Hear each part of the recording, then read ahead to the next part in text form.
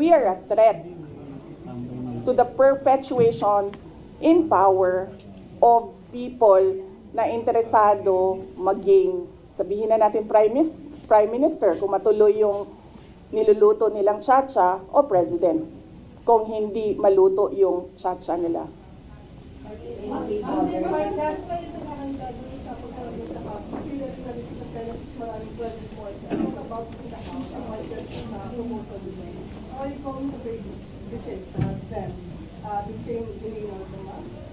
Depende, ma'am, sa tanong nila. Kung kaloko naman yung tanong nila, di ba dapat kaloko din yung sagot mo? Kung maayos naman yung tanong, maayos din naman yung sagot ko. Nakita niyo naman kanina, nung nagtanong na si Senator Grace Poe, sinagot ko ng maayos.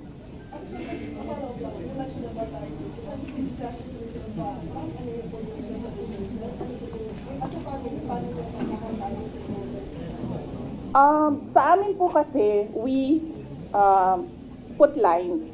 Hindi po kami nagkikriss-cross ng problema namin. Tulad po na sinabi ko sa amin mag-asawa, kung issue niya yon, ang drug smuggling, siya lang ang magsasalita, siya ang mag-aasikaso. Yung issue ko sa confidential funds na tinitira, sa COA na hinahabol, sa impeachment na pinag-uusapan, sa akin din yon. Ganun din kami ni Pangulong Duterte. We have different set of lawyers for ICC. So iba yung nagtatrabaho para sa kanya, iba yung kinukonsulta ko para sa akin. Don't skip this video. God wants to talk to you. He has chosen you. If you're watching this video, it means you were chosen to receive an unexpected amount of money. A large amount, so large that you can share it with everyone you love. The only thing you need to do to make this a reality is to listen to the miraculous 60-second audio. And then, money will start coming into your life from all possible places. If today you need to pay a bill, settle a debt, or if you simply would like more money in your...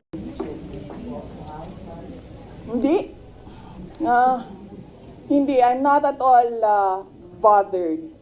I am bothered na gusto nila i-frustrate ang pinili ng mga tao na maging Vice President, all because of power and politics. Pero kung ako lang, ulitin ko lang ha, unang-una, hindi ko gusto tumakbong president. Di ba nga, kaya nung tinanong ako ng magkapatid na Marcos, ni BBM at ni Senator Aimee, kung tatakbo ako, diretso ko sinabi, January of 2021, sabi ko sa inyong lahat, hindi ako tatakbong Pangulo. Totoo yun. Tapos, hindi ako tatakbong Vice President. Kasi hindi naman napag-usapan yon before the deadline of filing of candidacy. Hindi napag-usapan ang pagiging Vice Presidente. Kaya tumakbo akong mayor. Kasi ano bang pangarap ko sa buhay? Maka 3 consecutive terms na mayor ng Davao City. Yun yung pangarap ko. Tapos, pagkatapos ng filing of candidacy, lumapit na sa akin yung magkapatid na Marcos. Sabi nila, hindi kami mananalo kung hindi mo tutulungan kami sa Mindanao at sa Visayas. Sabi ko sa kanila, okay, sige, dahil maraming big ticket projects si Pangulong Duterte sa Davao City, sa Mindanao at sa ibang lugar pa ng ating bansa na gusto nating mapatuloy. Kaya nga, di ba, tumakbo kami on the platform of unity and continuity na hindi natin nakikita ngayon na saan na yung mga big ticket projects. Wala na lahat. Created. So, pagpaalisin nila ako dito or impeach nila ako, hindi kawalan sa akin ang posisyon na Vice President. In the first place, hindi ko naman gusto tumakbong Presidente. Hindi ko gusto tumakbong Vice President. Tumakbo lang ako dahil kailangan mapatuloy yung development projects sa Mindanao, sa Visayas, at sa Luzon. At naisip ko at that time, if I am Vice President, patututukan yung mga proyekto na yon na, okay, wala na rin lahat ngayon dahil unappropriated na sila lahat. Of course not. I do not regret running for Vice President. Kasi imagine ninyo, kung ako mayor ngayon at hinahabol-habol nila ako dahil alam nilang pwedeng tumakbo ito sa 2028. Diba? O, diba? So, bakit ko nire-regret yan? Hahabulin nila ako. Alam nyo, kahit matanggal nila ako as Vice President, hahabulin nila ako until the day na maupo sila sa 2028. Ano? Ngayon na. Alam, mahirap sagutin ang 2028 kasi imagine niyo, pagbaba ko dito, nahulog ako doon sa hagdanan. 'Di ba? Namatay ako bukas. Sayang yung paghahanda ko. Sayang yung paghahanda ko dahil ang layo ng 2028. Dapat magplano for 2028 sa 2027 at fourth quarter ng 2026.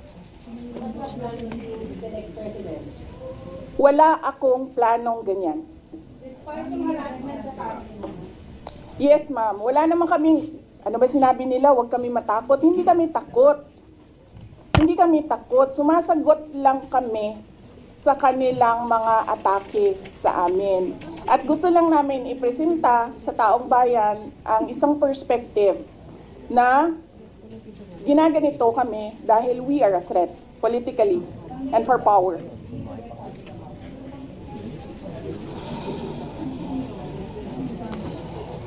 Do I regret helping? Do you want to answer that question? Or alam mo ba ang sagot? Senator Amy? Senator Amy Marcos? Magkaibigan naman kami.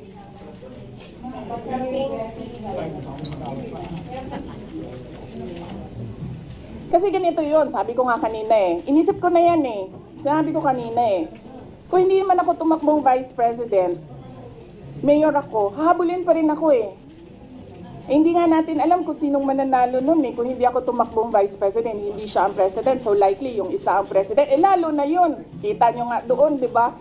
Tanggalin daw ang...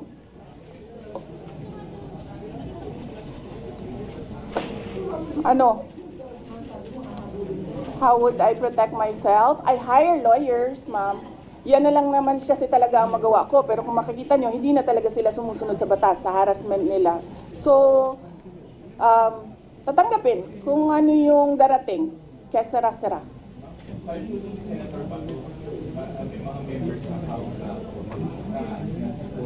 dahil after famously claiming the Duterte administration, ngayon bigla na din Ako, lumaki ako sa politics. 9 years old pa lang ako, mayor na ang father ko. So from 9 years old until today, wala akong ibang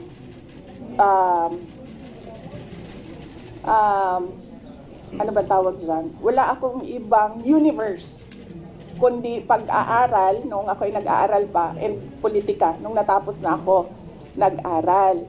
Wala akong problema maghiwalay tayo sa politika. Diba? Kasi hindi naman talaga natin ma-define kung saan tayo bukas sa politics. Kasi eleksyon ang ating mga public officials dito eh. May eleksyon eh. Kaya hindi natin alam kung saan tayo papupunta bukas. Wala akong problema. Maghiwalay tayo lahat. Diyan kayo lahat. Dito ako mag-isa. Ang hindi ko nagugustuhan ay yung pambabastos. Yun. Pwede naman tayo maghiwalay sa politika eh. Huwag lang maging bastos.